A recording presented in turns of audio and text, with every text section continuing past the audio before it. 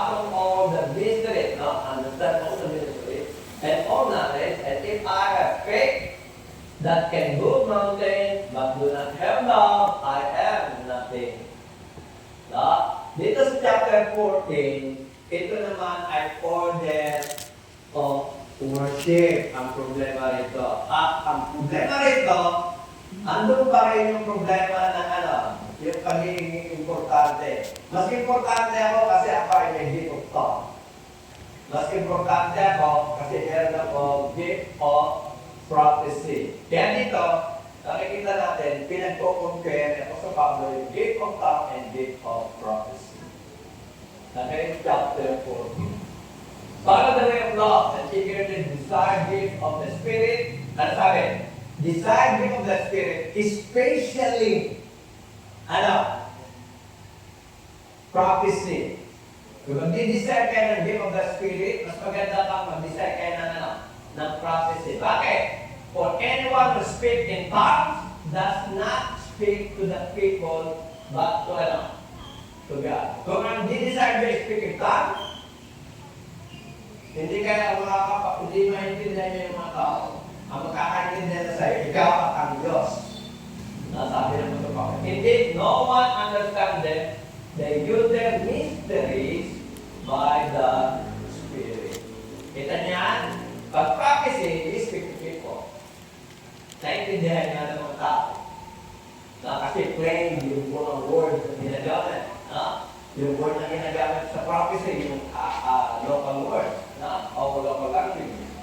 Speak in tongues, you speak to God. No one understands because they use the mysteries by the Spirit. Yan yung pagkakaiba ng gift of prophecy and gift of tongues. Okay, but the one who prophesies speaks to people for their strengthening, encouraging, and comfort. Anyone who speaks in tongues edifies themselves. But the one who prophesies edifies the church. Yung prophecy is speak to people for their strengthening, for their encouraging, and for their comfort. So, when you prophesy,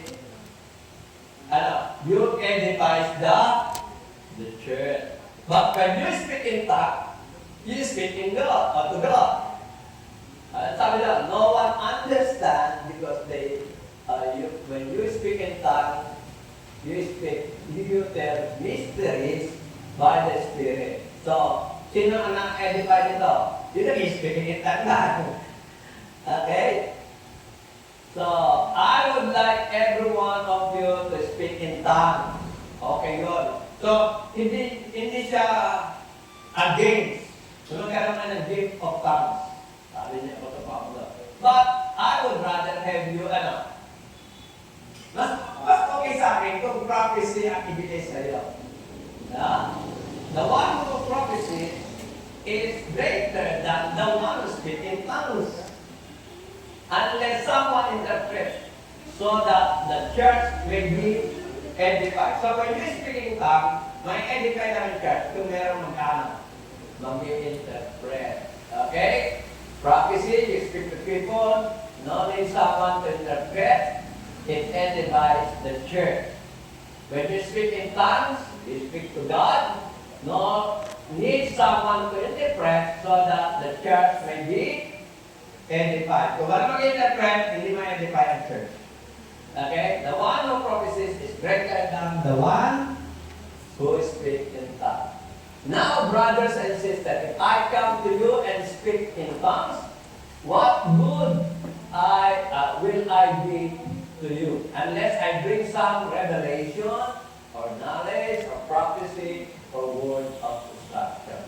Sabi niya po sa Pablo, kung ito gagawin ko, mas okay. Kung ito gagawin ko, mas okay. Asa ba? Sabi. Yan. Sabi na po sa Pablo, kung mag-i-speak in tongues ako, wala no? Pero kung ito ang gagawin ko, gusto ko ba ito? Ang gawin ko yung revelation, yung knowledge, yung prophecy, o word of instruction. Mas kung gusto pa niya po sa Pablo. Okay. So, even in the case of lifeless things that make sound, such as pipe, harp, how will anyone know what tune is being played unless there is a distinction in the note? Eh, song leader natin, di ba? Bakit nakakapagbigay ng melody?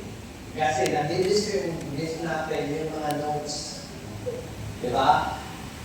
Do, re, mi, fa, so. Kapag di ka assign yun sa bawat ano, di ba? Kaya nakakakanta tayo ng mga kanta. Di ba? Nawa natin yun?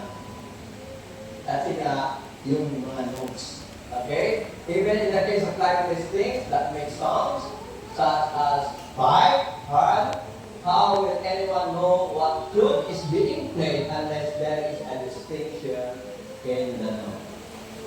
Okay? Hallelujah, praise Jehovah. Ibang notes yung kaya kang melody. Tawa natin yan? Pero sabi niya, again, if the trumpet does not sound earphone, who will get ready for battle? Ang trumpet kasi, hindi lang musical instrument yan. Ginagamit niya sa gera. Sign niya ng gera. Okay? Pag nagtrotot ka, ang ibig sabihin mo ay umatras, aatras yung mga sundalo. Pag tumarotot ka, may sound nyo na maririnig yung mga sundalo, ang ibig sabihin ay ano? Ay advance, advance ka. Ha? Yun yung gamit ng troto sa mga gera. Ngayon, kung hindi ko alam, masusunod mo ba? Yan ang sinasabi dito. Again, if the trumpet does not sound as earphone, who will get ready for the battle?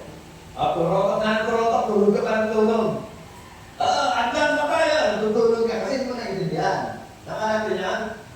Okay, so it is with you unless you speak intelligibly words with your tongue, how will anyone know what you are now? You are saying? You will just be speaking into the air. So, kino-compare niya kasi yung speaking tongue and prophecy. Mas okay yung prophecy. Hindi na kailangan na interpret. Okay? Pero hindi niya sinasabi, hindi kailangan yung tongues. Okay? Undoubtedly, there are all sorts of languages in the world, yet none of them is without meaning. If then I do not grasp the meaning of what someone is saying, I am a foreigner to the speaker, and the speaker is a foreigner to me. Totoo naman yun. Kapag nasa kalala, Bisaya, foreigner ako sa inyo, dahil di ko natindihan. Kaya, but when I speak to you in Japanese, hindi nyo naintindihan. Foreigner kayo sa akin. I speak in Chinese, in French. Magiging foreigner tayo sa isa't isa. And that's the problem of speaking in tongues. Okay? 12. So it is with you, since you are eager for gifts of the Spirit, sabi niya, try to excel in those that build up the church. Ano ba yung nag-build up the church? Di ba yung prophecy? For the reason, the one who speaks in tongues should pray that they may be interpret what they say. So, pag speaking ka, na kailangan pa interpret. But when you have the gift of prophecy, hindi na kailangan na interpret. Okay. Sabi ng brother ko, may kinalaman ito sa babae. Tingnan natin. Okay. For if I pray in the tongue, my spirit prays, but my mind is unbrought. So what shall I do? I will pray with my spirit, but I will also pray with my understanding. I will sing with my spirit, but I will also sing with my understanding. Okay? Tandaan niyo. Otherwise, when you are praising God in the Spirit, how can someone else who is now put in the position of the inquirer? Yung po sinasabi dyan, inquirer, yun yung mga bisita. Ano yung isa ng inquirer? Nagtatanong, walang alam.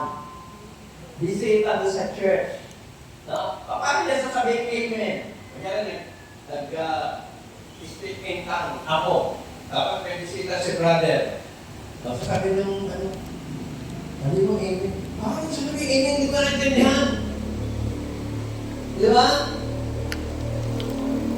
How say amen to your spirit since they do not know what you are saying. So yun ang problema kapag speaking in tongue.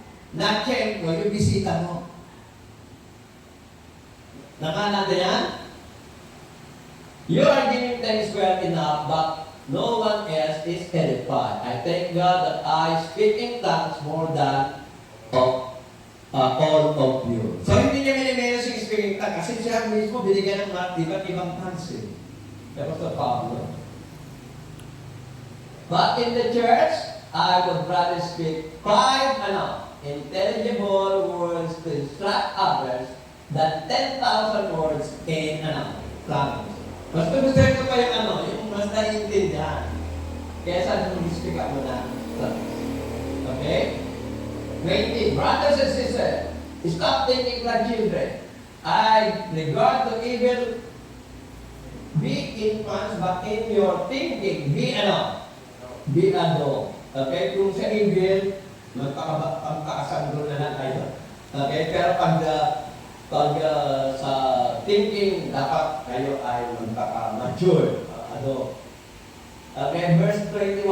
In the law, it is written with other tongues and through the lips of foreigners I will speak to these people, but even then, they will not listen to me, says the Lord. Okay, verse 22. Tongues then are a sign not for believers, but for For unbelievers. Prophecy, however, is not for unbelievers, but for believers.